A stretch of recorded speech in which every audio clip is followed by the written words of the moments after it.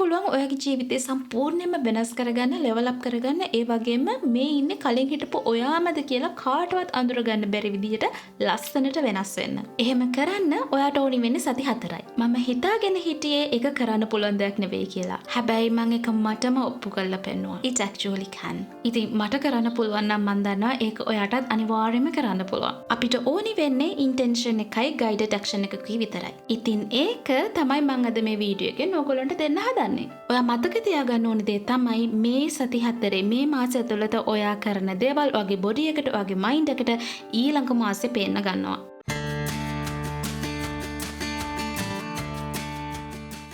Hello, welcome to Moments Like This. මේ channel එකේ මම ඔයගොල්ලොත් එක්ක බෙදා ගන්නවා මම කොහොමද මගේ better version එක වෙන්නේ කියලා. ඒ journey එකේදී මගේ failures, මගේ struggles, මගේ progress මේ හැම එකම මම ඔයගොල්ලොත් එක්ක share කර ගන්නවා. මම හරිම unproductive, unhealthy lifestyle එකක් ගත කරපු කෙනෙක්. හැබැයි පහුගිය දෙසැම්බර් මාසේ මට හිතුණා මම වෙනස් වෙන්න ඕනි කියලා. ඉතින් මේ channel එක subscribe කරලා තියාගන්න මොකද ඔයාගේ ජීවිතේට වැදගත් දෙයක් මම හැම සතියෙම අරගෙන එනවා. Okay, let's start today's video.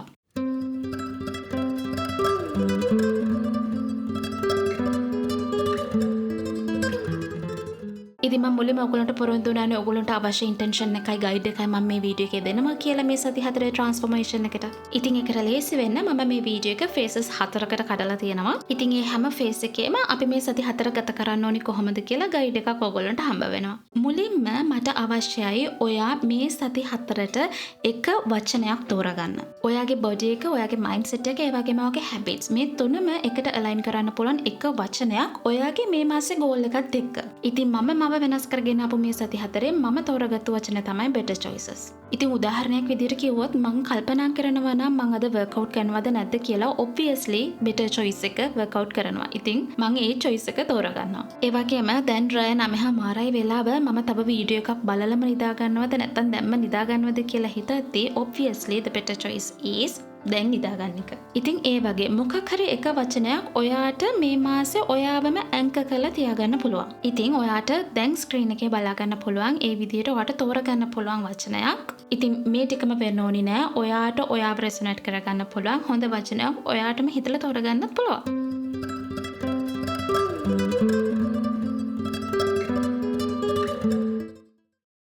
ඊට පස්සේ ඔයා අනිවාර්යයෙන්ම කරන්න ඕනි දේ තමයි ඔයා මේ මාසෙට තෝරගත්තු මේන් ගෝල් එකට යන තැන ගමන ඩිස්ට්‍රැක්ට් කරන්න පුළුවන් දේවල් 3ක් ඔයාගේ ලයිෆ් එකෙන් අයින් කරන එක. උදාහරණයක් විදිහට මේ මාසේ ඔයාගේ ගෝල් එකේ හෙල්දි ලයිෆ් ස්ටයිල් එකක් හදාගන්න එක නම් ඔයාට පුළුවන් ජංක් ෆුඩ් කන එක නවත්තන එක, අධික විදියට තෙල් පිටි සීනි තියෙන කෑම ගෙදරට ගේන එක නවත්තන එක. ඒ වගේම ඔයා ඔෆිස් යන කෙනෙක් නම් ඔෆිස් ගිහිලා එළියෙන් කෑම කන පුරුදු වෙච්ච කෙනෙක් නම් ඔයාට පුළුවන් ඒක නවත්තලා ගෙදරින් කෑම එකක් අරගෙන යන්න.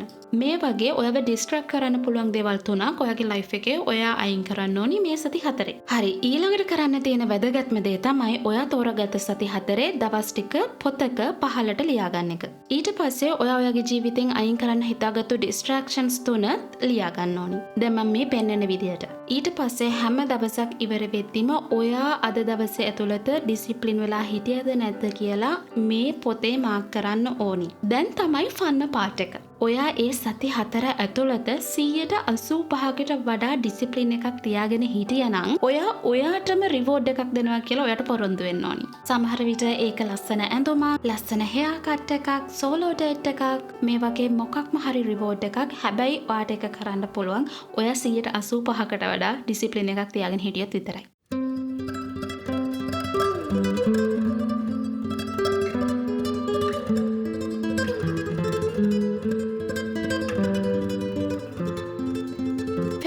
A good foundation. ගොඩාක් transformation challenges fail වෙන්නේ අපි ගොඩාක් දේවල් එකපාර වෙනස් කරන්න උත්සාහ කරන හින්දා. අපි දැන් ඉගෙන ගන්න හදන්නේ ඔයාගේ mind එක කොහොමද hack කරන්නේ කියලා හොඳ පුරුද්දක් ඉගෙන ගන්න. මට දැන් ඕනි ඔයා කල්පනා කරලා බලන්න ඔයාට දැනටමත් තියෙන පුරුදු මොනවද කියලා. ඒවා හොඳ පුරුදු නරක පුරුදු මොන වුණත් කමන්නේ. හැබැයි පුරුද්දක් විදියට ඔයාගේ ජීවිතේ දැනටමත් තියෙන දේවල්. සමහර විට උදේ නැගිට ගමන් ෆෝන් එක බලන එක දැනටමත් ඔයාගේ පුරුද්දක් වෙන්න ඇති. උදේ නැගිටලා කිචන් එකට ගිය ගමන් කොෆි එකක් බොන එක, රැට නිදාගන්න කලින් දත් මතින එක, මේ වගේ දැනටමත් ඔයාගේ ජීවිතේට ස්ටැබ්ලිෂ් වෙලා තියෙන පුරුදු. දැන් මට ඕනි ඔයා මේ සති 4 ඇතුළත ඔයාගේ ජීවිතේට එකතු කරගන්න ආස හොඳ පුරුදු මේ දැනටමත් තියෙන පුරුදුත් එක්ක කපල් කරන්න. උදාහරණයක් විදියට ඔයාට මේ සති 4දී ආසයි නම් ජර්නලින් කරන්න පුරුදු වෙන්න ඔයා කරන්න ඕනේ දේ තමයි ඔයාගේ මෝර්නින් කොෆි එකත් එක්ක ජර්නලින් කරන එක කපල් කරන එක.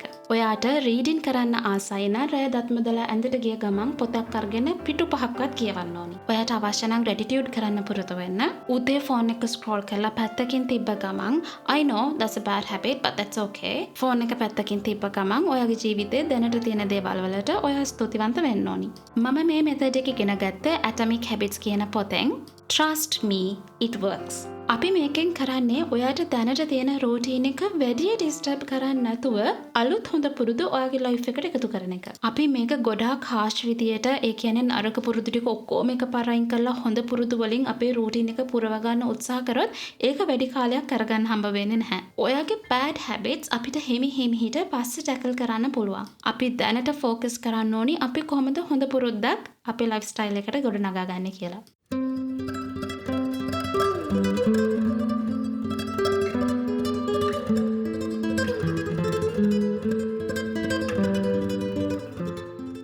ඒ වගේම මට ඕනි මේ සති 4 ඇතුළත ඔයාව ලස්සනට ප්‍රසන්ට් කරන්න. උදේ නැගිට ගමන් වැඩට යන පරක් වෙනවා කියලා ෆේස් වොෂ් එකෙන් විතරක් මූණ හොදගෙන දුවනවා නම් හවස අපව ගෙදර ආපහම මහන්සි කියලා වොෂ් එකක් දාගෙන විතරක් ඇඳට යනවා නම් I want you to change that. මතක තියාගන්න ඔයාට සලකන්නේ නැත්තම් වෙන කවුරුත් ඔයාට සලකන්නේ නැහැ. මට ඕනි මේ සති 4ේදී ඔයාගේ අපියරන්ස් එක ගැන පොඩි එෆර්ට් එකක් දෙන්න. මේ වෙද්දිත් ඔයා ගාව ස්කින් කෙයා, මේකප් මොනවාම හරි ප්‍රොඩක්ට්ස් ටිකක් ඇතිනේ. මට ඕනි ඔයා ඒ ටික පාවිච්චි කරන්න. උදේ එළියට බහින්න කලින් ලස්සනට අයන් කරපු ඇඳුමක් ඇඳලා, ඇඳුමට ගැලපෙන ජුවෙලරි, ෂූස් දාලා, ඔයා ගාව දැනට තියෙන මොනවාම හරි ලිප්ස්ටික් එකක්, පවුඩර් එකක් මොනවා හරි ටිකක් ලස්සනට ඇප්ලයි කරලා වෙන කාටවත් නෙවෙයි ඔයාවම මිරර් එකෙන් දකිද්දි ෂා අදම ලස්සනයිනේ කියලා හිතෙන විදියට ලෑස්ති වෙන්න ඕනි. මේ සති 4 ඇතුළත අපි ගෙදරින් එළියට බහින ඒ විදියට. අනිත් එක ගෙදරින් එළියට බහිති විතරක් නෙවෙයි ගෙදර ඉන්නකොට උනත් ලස්සන අලුත් පිරිසිදු ඇඳුමක් ඇඳලා කොන්ටේ පීරලා ඔඩි කොලොන් ටිකක් එහෙම ගාලා ලස්සනට ඉන්න ඕනි.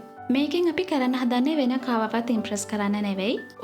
ඔයාවම ලස්සනට දකිද්දි ඒකෙන් ඔයාගේ කොන්ෆිඩන්ස් එක ගොඩාක් වැඩි වෙනවා.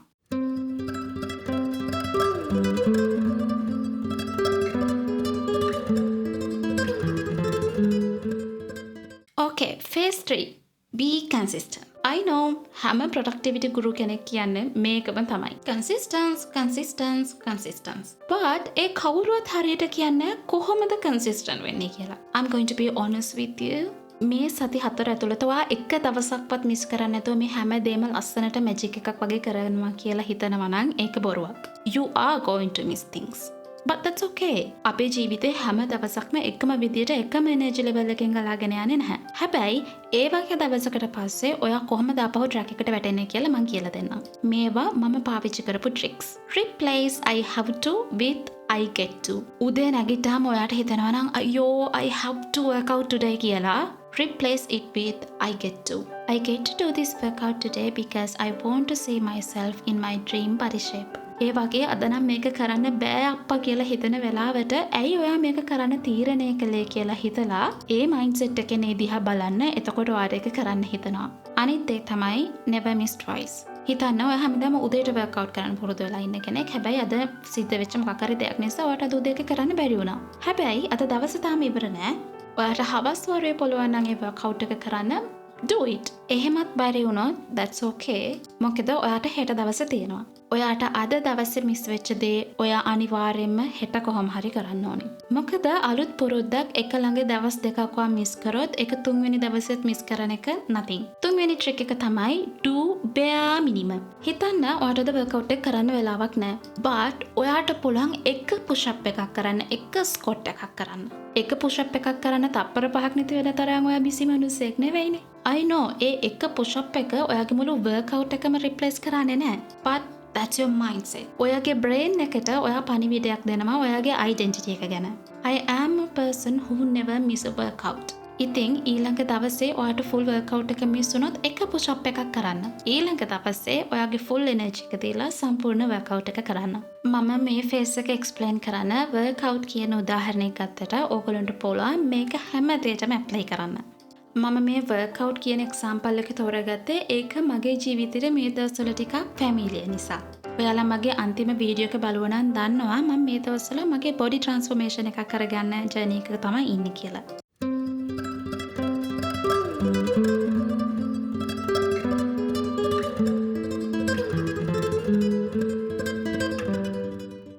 for new identity.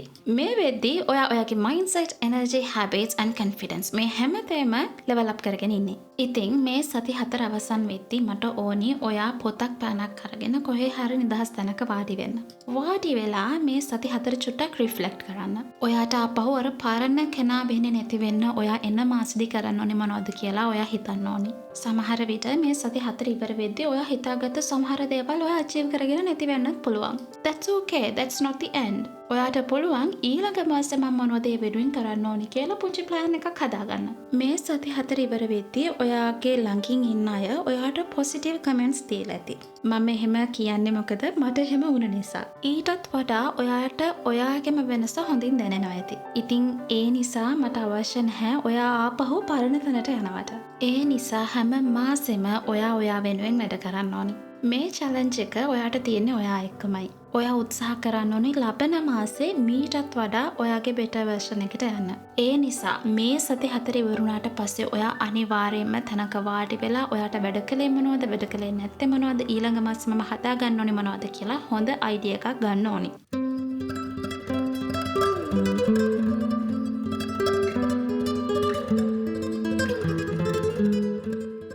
So that's it. මෙච්චරයි. ඉතින් අමුතු දෙයක් නැහැ. මේ විදිහට ඔයා සති 4 ගත කරොත් මට ෂුවර් අනිවාර්යයෙන්ම ඔයාගේම ට්‍රාන්ස්ෆෝමේෂන් එක ඔයාට ලස්සනට බලා ගන්න පුළුවන්. මෙතෙන්ට වෙනකම් මේ වීඩියෝ එක බලපු ඔයාට මම පොඩි බෝනස් ටිප් එකක් දෙන්නම්. මම කියවනේ මමත් මේ මාවම වෙනස් කරගන්න ගමන් ඉන්නේ කියලා. ඉතින් මට ඒ ට්‍රාන්ස්ෆෝමේෂන් එක කරගන්න උදව් වුණු දේවල් දෙකක් තියෙනවා. පළවෙනි එක ජර්නලින්, දෙවෙනි එක wake up early. දවස් 28ක් මම එක දිගට ජර්නලින් කරලා මගේ ජීවිතේ වෙනස් වෙච්ච හැටි ගැන මම ඔයගොල්ලන්ට දැනටමත් වීඩියෝ එකක් කරලා තියෙනවා. ලබන සතියේ වීඩියෝ එක මම කොහොමද අමාරුවෙන් උදේ 5 මාට නැගිටින පුරුදුනේ කියලා. මම හිතනවා ඒක ගොඩක් වැදගත් වීඩියෝ එකක් වෙයි කියලා. මොකද උදේ නැගිටින පටන් ගත්තට පස්සේ මගේ ජීවිතේ දේවල් ගොඩක් හොඳ අතට වෙනස් වුණා. ඉතින් මේ සති 4 ට්‍රාන්ස්ෆෝමේෂන් එක කරන්න ලෑස්ති කට්ටිය මට කමෙන්ට් සෙක්ෂන් එකේ කමෙන්ට් එකක් දාන්න. ඉතින් ඒක පටන් ගනිද්දී කරගෙන යද්දී ඔයගොල්ලන්ට මොකක් හරි ප්‍රශ්නයක් තියෙනවා නම් මන් දන්න දෙයක් මං කියලා දෙන්න ලෑස්ති. එහෙනම් ඊළඟ වීඩියෝ එකෙන් හම්බ වෙමු. බයි.